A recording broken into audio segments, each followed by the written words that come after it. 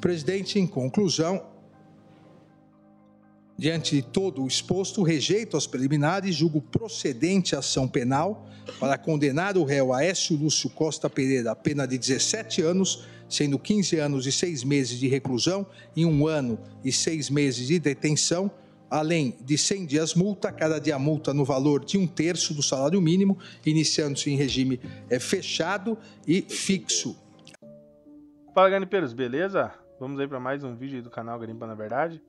Como você viu, né, hoje vamos falar, não é nem o ministro do Supremo Tribunal Federal, né, é o super ministro do Tribunal Federal já, né, já tá se invertendo aí. Daqui a pouco ele vai criar uma lei ali que só pode entrar no Supremo Tribunal se ajoelhar e fazer o sinal da cruz para ele, né, porque ele muda o entendimento da prisão em flagrante, ele bloqueia a conta de crianças aí de 13 anos e essas condenações que a gente vai analisar no decorrer do vídeo, e também não tem nada a ver com o texto constitucional, né? É uma coisa que sai da cabeça dele, e pior, né? Ele contamina os outros com isso. Não sei por influência, não sei se os outros 10 ministros se sujeitam a isso, né? Até é complicado de fazer qualquer tipo de juízo de valor, mas o texto está escrito, ele é expresso, não tem outra interpretação, né? Então, veja o porquê que ele condenou as pessoas ali do 8 de janeiro, mesmo sabendo que é um crime impossível. Você falar de uma tentativa de golpe sem deputados envolvidos, sem forças armadas envolvidas, não tem como falar disso. É um crime impossível. Por mais que eu e você se juntem e falem, vamos lá derrubar o presidente, vamos tomar o poder. Qual a possibilidade da gente entrar lá e realmente impedir o presidente de trabalhar e de fazer ações de presidente no lugar dele? Instalou uma insegurança jurídica tão grande que pessoas importantes, né, como deputados, senadores, se calam. Vê isso aí com medo de represálias, de vingança. É difícil você não falar em vingança ou em ego nesse tipo de condenação que a gente vai ver aqui agora. Diante de todo exposto, julgo procedente a presente ação penal e condeno o réu Aécio Lúcio Costa Pereira nas penas dos artigos 359-L. Então, falando do artigo 359-L, ele não tem margem para interpretação, tá? O que está escrito, e esse entendimento que foi dado aí, entendimento totalmente equivocado. Então, quando você fala aqui do 359-L, que foi o primeiro artigo ali que ele condenou a pessoa, de acordo com o mencionado no dispositivo, constitui infração penal punível com reclusão de 4 a 8 anos, mais a pena correspondente à violência, tentar, com emprego de violência ou grave ameaça, abolir o Estado Democrático de Direito, impedindo... Então você tem que tentar, com meio de violência e grave ameaça, e impedir ou restringir o exercício dos poderes constitucionais. Abolição violenta do Estado Democrático de Direito. 359-M, golpe de Estado. O 359-M do Código Penal, punido com reclusão de 4 a 12 anos, tentar depor por meio de violência ou grave ameaça o governo legitimamente constituído.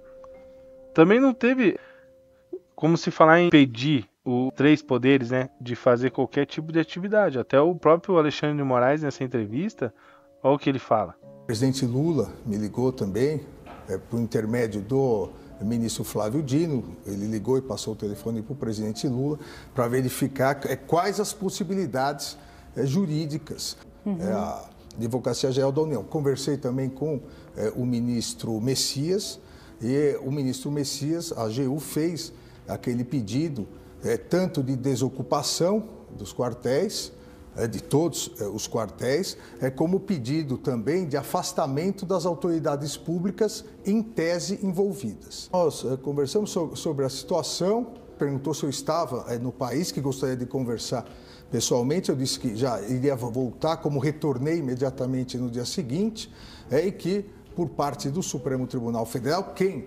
institucionalmente deveria conversar com ele era a ministra Rosa, porque era a presidente, relacionada a isso, que eu tomaria rapidamente as medidas que eu entendesse necessárias.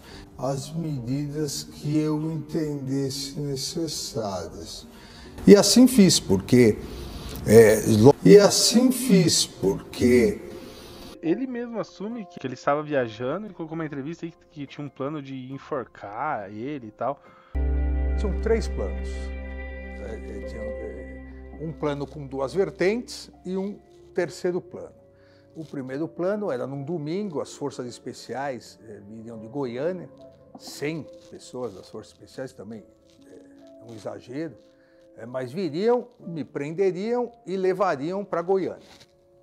Essa era a primeira vertente.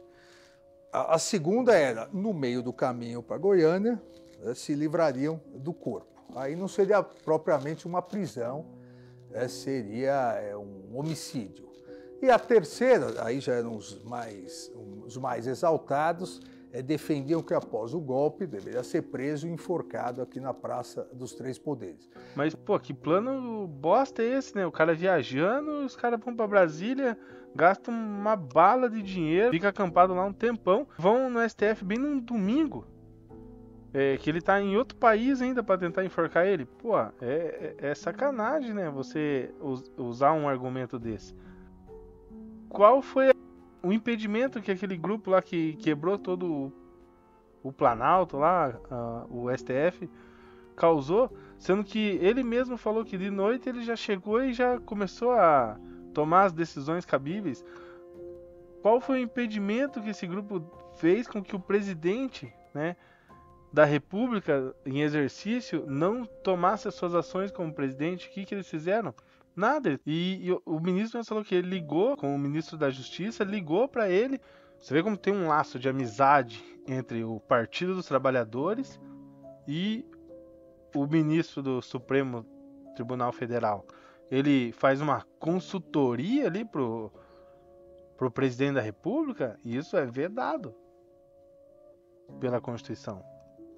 Então acho que aí tem muito mais crime de atentado à democracia, esse estreito relacionamento entre um partido e alguns ministros do STF, do que um bando de pessoas desorganizadas entrar num prédio público e quebrar tudo. Aí tem muito mais indícios de atentado à democracia do que nesse bando de pessoas que estão sendo condenadas a 16 anos, vão ser condenadas a milhões de multa, né? Porque a sentença no final ali, o Alexandre de Moraes vai comentar que todo o condenado ele vai ser condenado a ressarcir o prejuízo. Então o prejuízo já passava de 30 milhões ali na época dessa sentença.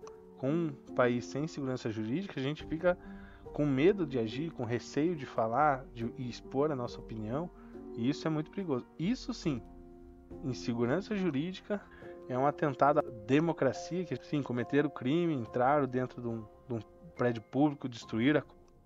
Mas você falar que essas pessoas tentaram dar um golpe de Estado é banalizar o artigo 359-M, 359-L, é você ridicularizar os três poderes. Se um membro dos três poderes ali, o ministro do Supremo Tribunal Federal, admite que meia dúzia de pessoas com pau, pedra e bandeira do Brasil entrando ali e depredando um prédio público, isso tem força de dar um golpe no Estado? Que Estado que a gente vive, né? É complicado. Mas se você gostou do vídeo, deixa seu like, deixa sua opinião, deixa aí seu apoio, né, em forma de like, de compartilhamento, de inscrição no canal. Até o próximo Garimpando a Verdade.